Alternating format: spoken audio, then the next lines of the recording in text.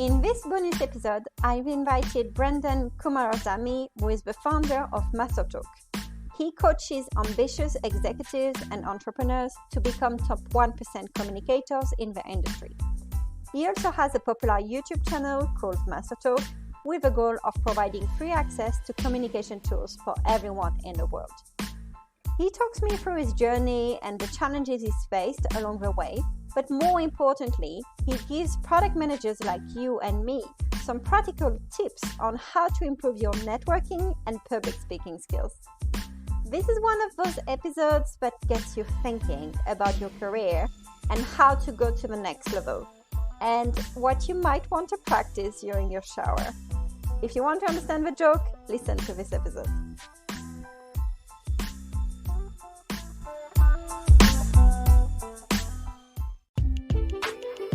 Welcome to Product Perspectives, the podcast for product people that gives a voice to their stakeholders, hosted by Magali Pellissier. Each weekly episode shows you the other side of the product with interviews of the people who contribute to making products a success. They are engineers, writers, marketers, support analysts, UX designers, or even salespeople. Not only will they get the credit they deserve, but they will share their perspectives on what makes a good product and product manager. Stakeholder management is a key skill for product managers, so just as you're obsessed with listening to your customers, let's hear from your stakeholders.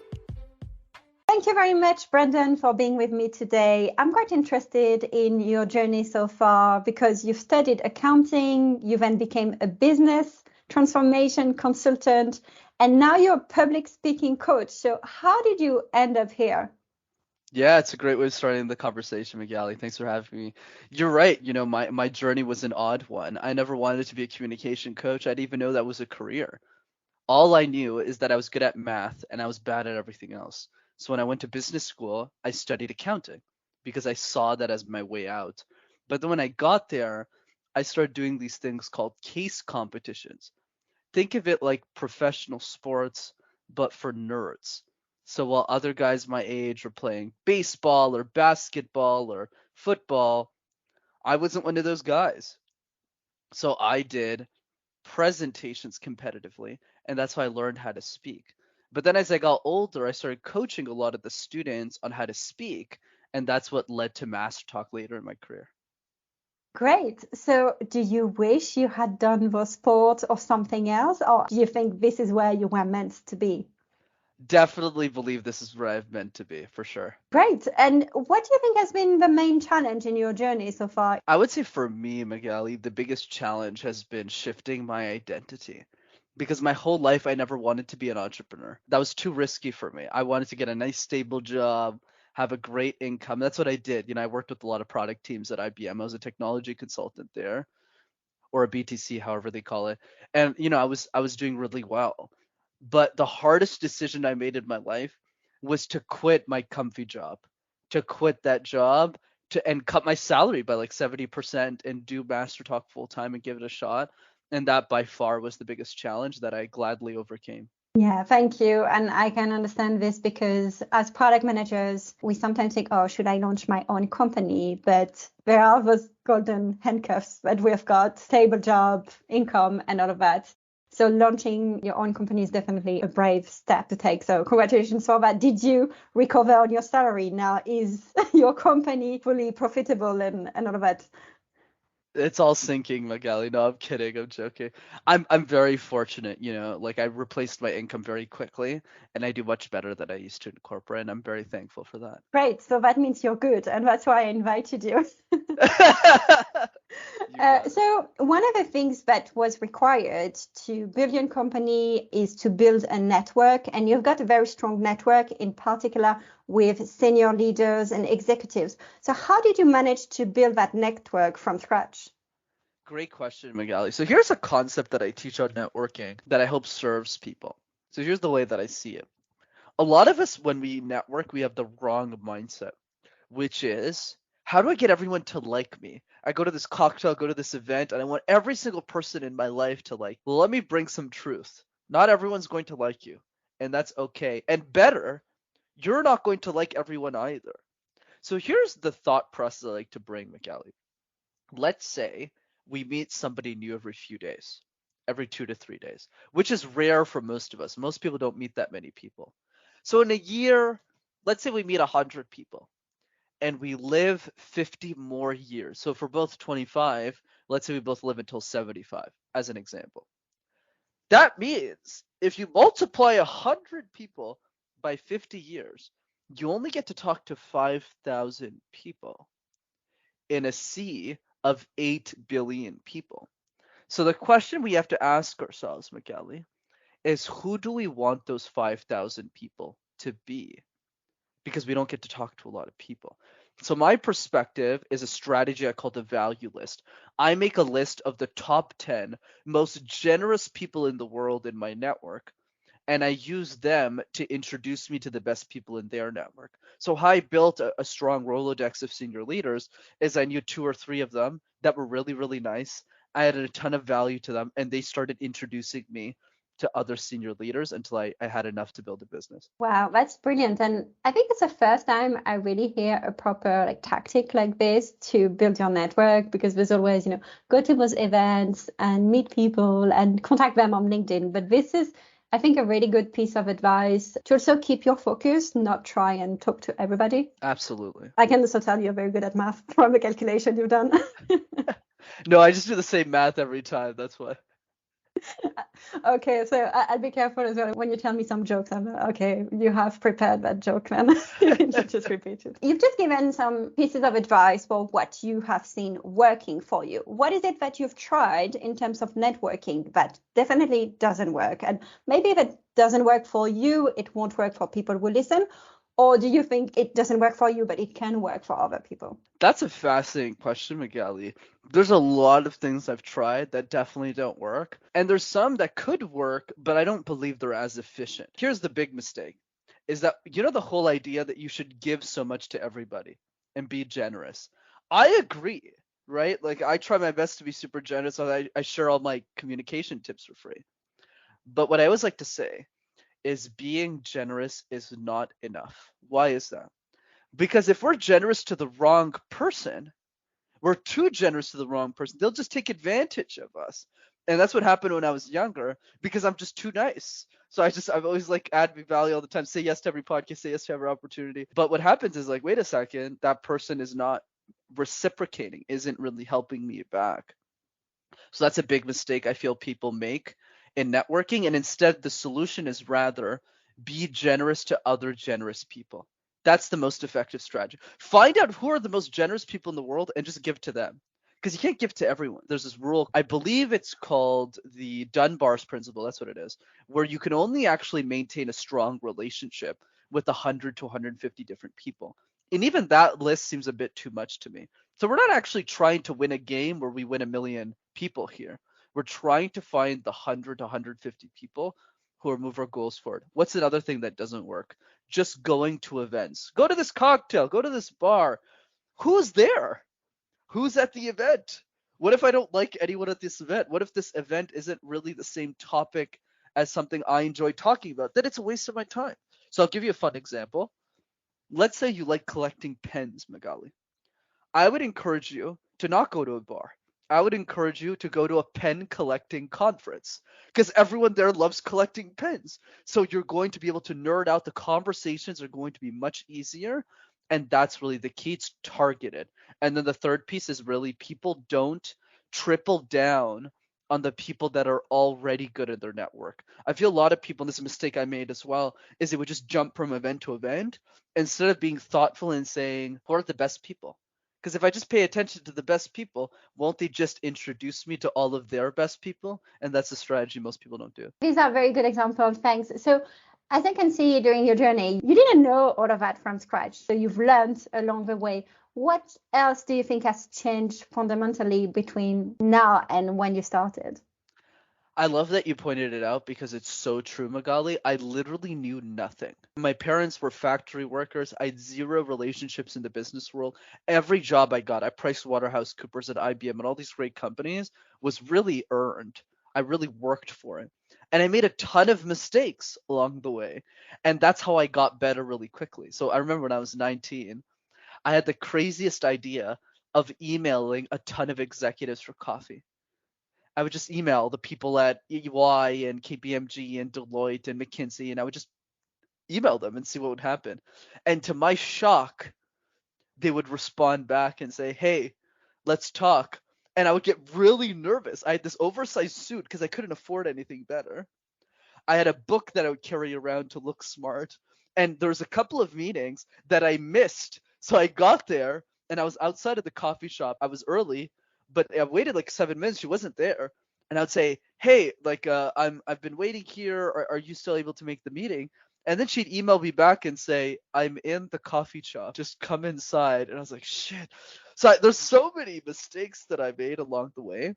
But I would say the biggest lesson is a quote by Jeremy Coward. And the quote is this: "The more that we execute, the more that we fail. The more that we fail, the more that we don't care.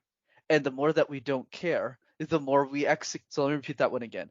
The more that we execute, the more that we fail. The more that we fail, the more that we don't care. And the more that we don't care, the more that we execute. And that's just a simple lesson that's really applied in my life. Just try. But who knows if Magali's going to have me on her show? Let's figure it out. Let's see. And then there's 7 other people who go, "I hate you." And then there's one person who goes, "Oh, yeah, I'd love to have you." And you don't really know. You just got to try and see what happens. I love this quote. I'm going to use it quite a lot, actually. So talking about problems you're facing in your job then with clients, what do you think is the biggest problem that you see, maybe the biggest ones you've faced in the last year? I would say for me personally, the biggest challenge by far in my business is lead generation. So for example, it's really easy for me to get somebody a result and to keep them with me for a long time. So my word of mouth is like 45% of my business. But because it's so much of my business, I cap. So there's only so much I can get to. So the problem now is, how do I get more leads so that I can work with more people? That's really been the struggle, and I have solved for it. We have a great DMing strategy on LinkedIn now that's working really well for us. And obviously clients bring other clients, but that's probably been the biggest challenge. And also being stressed out, right? This is the first year of my life where I was in business full time. Because literally last year I had a 6 figures guaranteed salary. I was working hard for it, obviously, but this is the first year where I actually had to make the money back. And luckily I did, but it took a lot of hustle and hard work. Congratulations on the successful story so far. Awesome. Thank you so much. So let's talk about your clients then, because you've got people from different backgrounds working in different industries. So let's focus maybe on the people who work in technology, and there are more and more of them every single day, right? So do they have specific challenges related to this industry? Most of the people I coach are usually more on the technical side. They're either directors, managers of engineering who want to be VPs, or they're senior engineers in the tech space. And what we find with a lot of them, and this also applies to product, which we'll talk about shortly, is really the idea that a lot of their life was focused on the technicalities of the code and the deliverable that they're presenting. But as you move up in management, that stuff doesn't matter anymore because other people will do that work for you. It's more about, how do you communicate the business case behind the code of that project so that the other departments within the org understands why we're prioritizing this feature set. So that communication is very, very different. And then the other piece of that is you're managing people. That's 90% of your job at the higher levels. You're not really in the computer typing away the code and coding in Python. You're actually managing coders who are. You're giving speeches, you're giving talks. So when you're at that level, that's where the pain is. It's transitioning from a technical SME, a subject matter expert, to being an overall industry SME. Like, how do you communicate your thoughts in the future of the business and the industry in a way that everyone understands it? That's by far the greatest challenge in tech. On the product side, it's the same problem set, but the difference is it's not about code anymore. It's about being too detailed about the specific features in the product versus the business case of that product. So what I see a lot of product people doing, especially when they're junior, whenever they're talking about their work, it's too focused on the small little features and the little button. Hey, look at me, I'm pressing this button and I changed this little button through a UI experience. I was like, okay, cool. When you're talking to the vice president of product, you want to bring it up a little bit more. Okay, why does this matter? Why does this product actually matter to the business, so that we can actually get funding to get this feature set solved? And that's a very different way of communicating, which we call pyramid thinking. So a lot of people, juniors, what they do is they talk in circles, Magali. So let's say somebody goes, so Brenden, what's the update on this product? Yeah, Magali, so I talked to the product team and I learned this, and then I talked to the technical team and we got this. So I'm just running in circles versus pyramid thinking, which is you go straight to the conclusion. Brenden, what's the update on this project? Well, actually, Magali, this is the conclusion that we've drawn, which is we need to move forward with this feature set and dump this one. Oh, why is that, Brenden? Because of these three key reasons. We interviewed the customer base and we realized that 70% of them weren't using the product and that specific feature. So spending more dollars on that use case doesn't make sense. 2, 3, this is how it changes the business. So that's the difference between pyramid thinking and circle-based thinking. I think this comes from the circle thinking. It's the same as telling the story in a chronological order, where you'd say, oh, this is what happened and this and this and that, versus the other way, which is, okay, let's have an executive summary, what you need to know, and then the key points. And if you want more details, I'll give them to you later, but that's not the point of the conversation. Correct. Because we're talking about technology and you talked about your clients being directors, managers of engineers, I was wondering how diverse your client base is, because as we know, technology in general is rather white, middle-aged men dominated. So do you have clients who are a bit more diverse than that? And do you see some particular challenges with these clients? Funny enough, and that's the niche I built for myself, most of the people in tech that I coach are actually not white. They're actually Chinese or Indian. That's usually most of the ethnicities that we coach on, even if we're open to all of them, obviously. But the reason I bring those two ethnicities up is because they actually trust me more than any other communication coach, because I understand the culture of that more. And the other piece is they're more likely to seek for help because English is almost never their first language. It's always their second. Their first language is always Mandarin or Hindi, even French in many cases as well, even if that doesn't qualify in the two ethnicities I drove. But yes, I would say most of them. And the reason they seek for help is because when they hit manager, they're really good at delivery. So they're really strong at getting the job done. But when you get into the VP level, it's not about just getting the job done. It's about, can you make small talk? Can you play politics? Can you build relationships with other vendors? Can you actually be likable as a personal brand? And this is stuff that a lot of immigrants, any immigrant, it's not just Chinese people in India, they just don't understand. Like, how does this work? And that's why they don't get those promotions, and that's why a lot of them work with us. I'm quite surprised actually by the type of clients you're getting. That's good news, I guess, to help this generation of leaders. What do you think is their main challenge? You say they don't really have the codes, maybe, of an organization. What's the main piece of advice that you give them? The core issue that we need to fix for those people, and this is something that I've brought into the space, I think that's why I've had success really quickly, is how do we bring a systematic engineer's approach to communication? Because the problem with communication in general is it's really general. Okay, soft skills. Like, just talk more. Like you said earlier, actually. Okay, network, go to this event. So a lot of the advice that we hear is very surface level versus no, which is the advice. Communication is juggling 18 balls at the same time. So as I'm communicating with you, I'm literally doing 18 things at the same time, which is body language, eye contact, facial expressions, vocal tone projection, but getting the right haircut. Like, I'm literally doing all of it in the same sentence as I'm talking. That's why a lot of people aren't good at communication, because they go straight to 18 balls. So what's the advice? The advice is start with one. What are the 3 easiest ones that we can work on today? And the first one, in my opinion, is an exercise I teach called the random word exercise. So all you have to do is pick a random word, like fruit bowl, like technology, like Stratus, like status, and create random presentations out of thin air. Why does this matter? Because if you can make sense out of nonsense, you could make sense out of anything, and it helps you present out of thin air. So that's number one. This kind of advice and exercises, our audience can all find them on your YouTube channel, which is full of tips like this and ways to practice as well. Because as you said, what we read about communication, influencing, getting better at public speaking, it's all very high level. But on your YouTube channel, you really give some proper exercises. I think that is brilliant, because that's the only way to learn, really, rather than just reading, a book. I completely agree. Let's say we take the random word exercise. A lot of people in product right now, or on the technical side in tech are probably thinking like, why should I do this exercise? Very simple. Because it's harder than any meeting in your boardroom. Think about your scrum meetings when you talk about your feature set with teams and you give them updates on how the product feature is moving. It's the same bloody meeting every week. The only thing that changes maybe is the feature set you're talking about.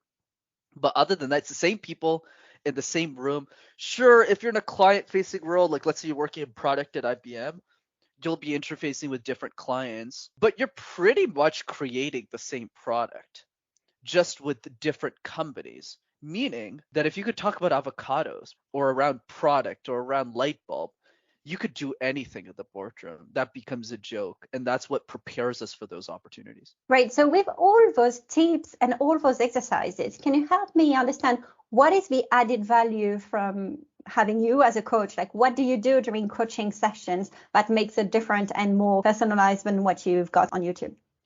It's a great question, Magali. And let me start with this. I don't recommend coaching for everyone. It depends which stage you're at in the business, in your career rather, not just the business. So here's what I would say. If you're getting started, you're fresh out of university, it's your first or second year in product, you don't need to spend a few $1,000s on a speech coach. You're just getting started. That's okay. But here's what I will say. When you get into senior product, manager, even VP, director, anything above that, we need to have an important conversation around time versus money. So when you get started in your career, let's say you're making $60,000, $70,000 a year, money is more valuable because you don't have a lot of it. So you want to leverage your time and watch all of these videos. We'll listen to these podcasts. That's why I give all my information for free. It's to help people, right? But then there's a situation where you pass 100 grand a year, where your money, it becomes less valuable than your time. Example. Well, if I watch these videos on the random word exercise, I probably won't do it. Or if I do this, I won't do it. Kind of like a personal trainer in fitness. Whereas if I hired Brenden, he'll give me the personalized feedback just for me, so that it'll only apply to me, and the results will be 100 times faster. So instead of waiting 9 months, you're getting results in 4 weeks. So people are willing to spend money to speed up time. So I would say hiring a coach only makes sense if you're someone who is interested in getting the result really, really quickly. You can still do it on your own. It'll just take longer. That's all. Thank you very much. And I think that's a very honest opinion from you, not just pushing and saying everybody should get a coach. So I appreciate that. So talking about time versus money, work and life balance, you are the founder and president of your own company. So how do you balance life and work? And do you have any advice again? As you've probably noticed, a lot of my answers are not what you typically hear on a podcast, right? So here's what I would say. I believe that balance is a definition you need to create for yourself. And the most important part is don't let other people judge balance for you. So what does that look like for me? I work a lot, 12, 14-hour days all the time. Sometimes I get breaks. Like today, I have not that busy of a day. But there's other days, like yesterday, I had like 5 podcasts in a row, like boom, boom, boom, boom. And some of them were like 2-hour podcasts. And I just do them. And I barely spend any time with my family. But when I do, I just talk to my family and I don't do any podcasts. I don't take any interviews. I don't do any client work. So for me, it's all about figure out the balance that works for you. In this season of life, I'm really focused on work because I have an opportunity to change the world. So I really want to take that because who knows what will happen to me in 5 years. So I want to get that sorted and then I'll focus on family later. But I think the key is you got to have the conversation with the people around you, be honest about those expectations, and find the balance that maximizes your happiness. And I love that as well. We shouldn't judge the choices that other people make. I work with Australia, so I sometimes start at 7 a.m. and end at 11 p.m. But I find my life and work very well balanced. It's just I take breaks during the day. So it depends on the person. You've mentioned the 5-year horizon. Do you think the challenges that your clients are facing right now are going to be the same in 5-10 years time? Do you think that new technology, AI or something else is going to change the way people communicate and how you're going to be able to help clients? Absolutely, Magali. I think 80 to 90% will stay relatively the same. And I also feel that is going to be true for the rest of our time as human beings, because we're always going to have those interfacing conversations face to face. Here's one caveat I will draw, and I don't have the answer yet. I'm figuring this out right now with some of my clients. is Web3 and the metaverse, where now some of the communication, not a lot of it, it's still in its early stages, is transitioning from Web 2, which is, like Facebook, social media, like so one-way communication on a video or on a Zoom call or a Teams meeting like this where we see each other, to our avatars communicating for us. Where we're seeing avatars of virtual beings versus actually seeing the human being in front of me and talking to that person. So I feel there's going to be some adjustment there. Like I'm helping somebody right now who's speaking at a metaverse conference, but they don't actually see her face. They see her avatar. So I'm still figuring out how to do that. And VR too will be a thing. But I would say besides those 2 points that I've still to figure out and work towards, communication will relatively stay the same, I believe. Definitely very interesting. There is so much going on in the metaverse and Web3 space. And it's not quite there yet, I think, which also is why probably you don't have the answers. But as soon as we move a bit forward with that, hopefully it should become a bit clearer as well. Absolutely. Now, I've got a question actually from one of our clients. So let's hear it. Hi, I'm David Kirkpatrick. I work in the tech space, specifically video games. And my question for you, Brenden, is this. How is communication different in the tech industry versus other industries? And how can we leverage that information to be a better communicator in the tech? Very good transition from the metaverse. How is communication in the tech space different? Yeah, absolutely, Magali. It's a great question from David. I would say the biggest difference is that tech is a lot more faster moving than other industries. So for example, let's say we're in banking. Things still get done, but it's much slower. And the product and the way that we share ideas is slower. Whereas in tech, everything is super fast. One thing could change differently tomorrow. There's a new assignment, you have to do a new project you have no experience with. So there's a lot more uncertainty, which means it creates the greatest challenge to get better. Okay, that's why doing the random word exercises, the question drills, where you're writing down questions that you think people will ask you and answering them will help you. But, and there's a big but, it also presents the greatest opportunity. So what do I mean by that? I can count on my fingers, Magali, the number of executives that are exceptional at both soft skills and hard skills. There's not a lot of VPs of engineering who are really good at technical and functional. That combination is very rare. Like, for example, Nathan Blakarczyk, the CTO and CSO of Airbnb, he's an exceptional communicator, but he's also really, really good on a technical basis. Like when he started Airbnb, he built that entire stack himself, like as one person.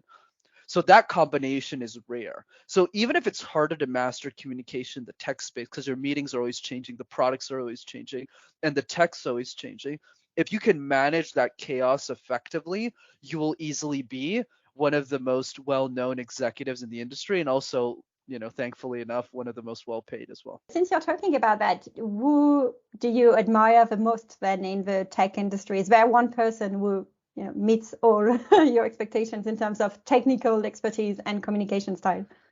Lots of great people. There's a couple. I'm not sure if they're as talented technically anymore because Nathan Blakarczyk comes up to me as one example because they just don't code anymore because they've been in management for so many years. But the other two examples that I can jump with is Mark Benioff, the CEO and founder of Salesforce. The way that he markets the product is really, really smart, and how he communicates the benefits, even if it's just a CRM at the end of the day. He's created a movement around that, and I feel it's really powerful. Satya Nadella from Microsoft is also really, really strong at communication.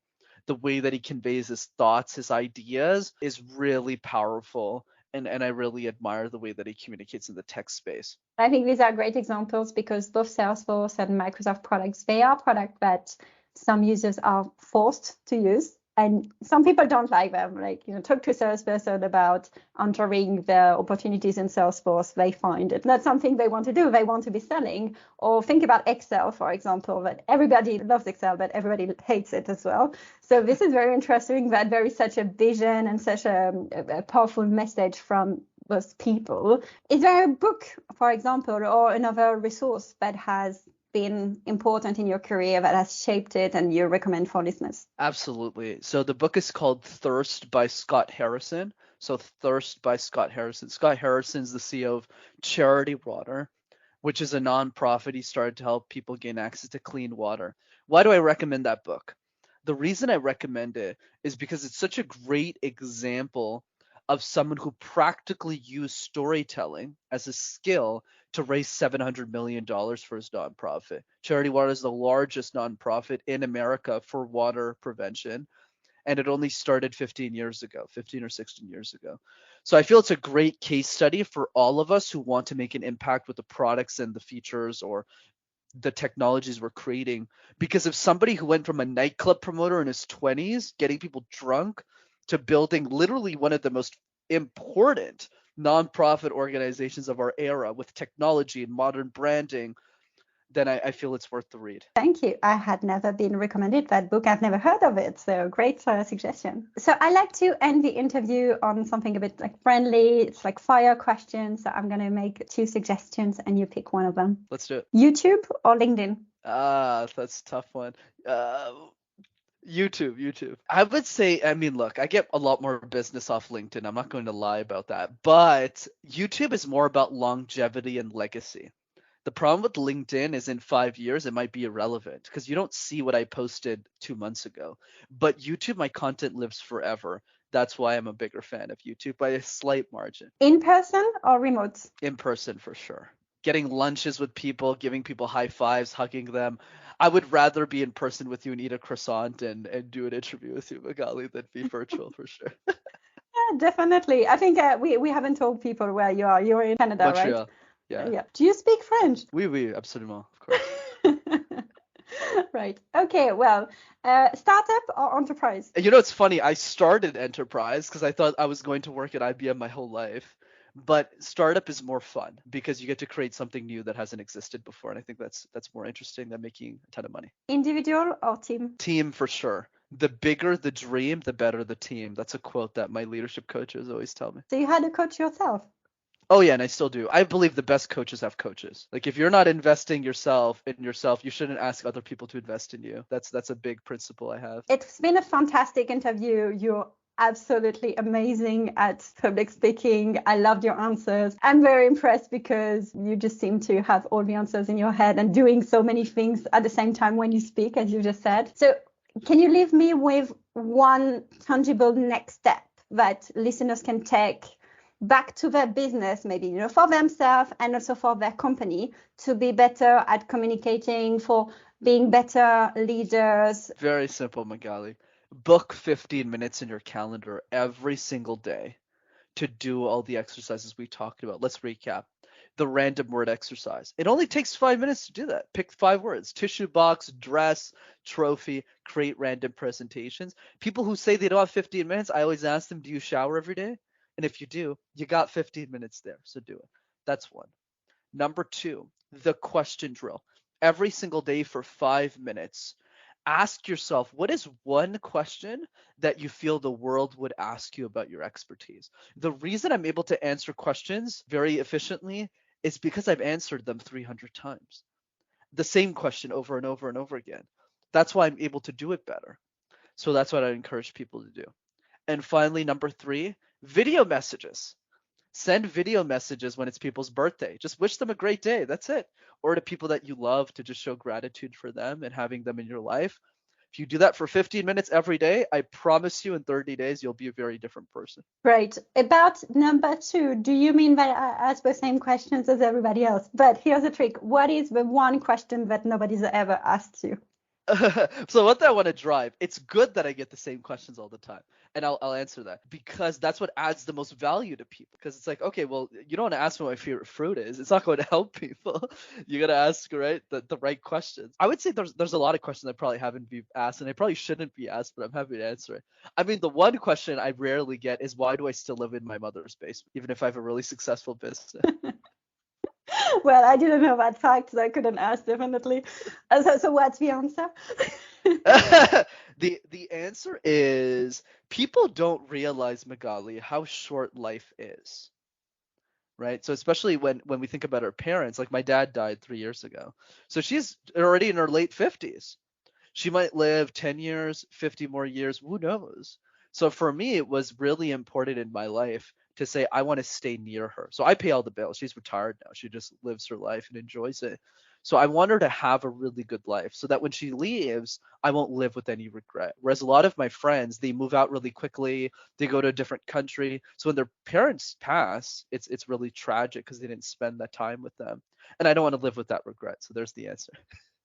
Yeah, no, great answer. And I live in London and my parents, they live in France. And that is one of the reasons why flexibility in, the way you work is so important. Because, for example, my company lets me work like for an entire month at my parents so I can be with them. Obviously, you run your own business, so you're really flexible. But for people who think that people should go to the office, one of the benefits I saw recently in a job post was you can work 2 weeks abroad. And I thought that is not a lot, 2 weeks to be with your family, because I think that's quite important. Thank you so much for this interview. I'll put the link to your YouTube channel and your LinkedIn account on the podcast notes. Is there another way that people should contact you? What do you prefer? Absolutely, Miguel. Well, first of all, thanks so much for this interview. This was super fun. And I did get asked a ton of questions I've never been asked before, so I really appreciate it.